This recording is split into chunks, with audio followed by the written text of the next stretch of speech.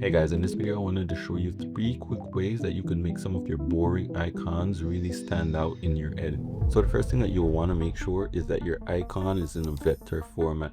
This is so that if you're going to zoom in or use any 3D cameras, that your icon doesn't lose its quality. Now my favorite site for getting icons is flaticons.com, but I know there's a bunch of other sites that you can also get some high quality icons as well. Now the first thing we'll do is go over here to flaticons.com.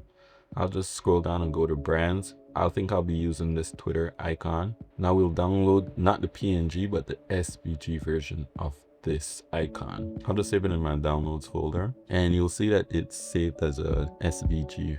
Now by default you can't import an SVG file into After Effects, but I'll show you a workaround for this. So what you'll want to do is you go over here to Windows, you go to Libraries, and you open Libraries, and it will pop up on your workspace somewhere around here. So what you'll want to do is take your SVG file and drag it into your libraries. Now from there you can just drag it onto your comp.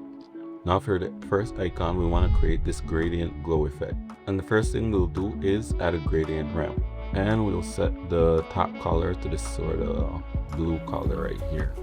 I can switch my comp path to this black background. Now what we'll do is duplicate this layer and we'll add a light sweep effect. We'll remove the sweep intensity, increase the width to something around there, and we'll add a deep glow. Now once we have that, we can change the mode to add, and that will give us this glow effect around the edges. Now we can always just add a deep glow to the icon itself. We'll set that to around 500 and the exposure to 0.2. And now we can animate the light sweep so that it looks like it's moving around the logo.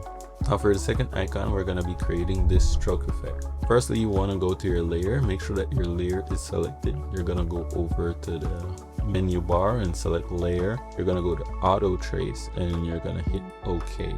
Then it will auto trace that layer. It will create a mask for that layer. Now you will go over and you'll delete the first mask, which will leave you with a mask for the icon. Now you'll add a stroke effect. You'll go to paint style and select on transparent.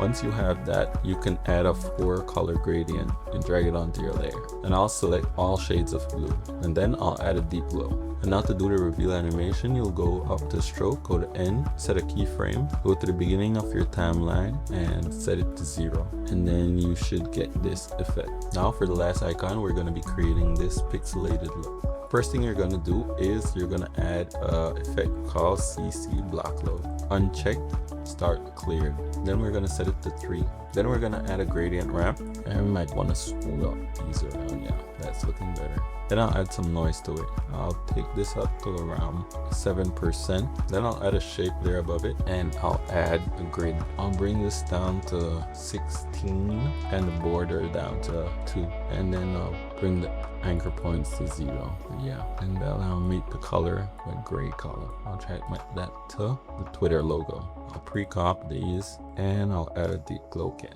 Bring this down to 500 and I'll do 0.3. And that's how you do that pixelated effect.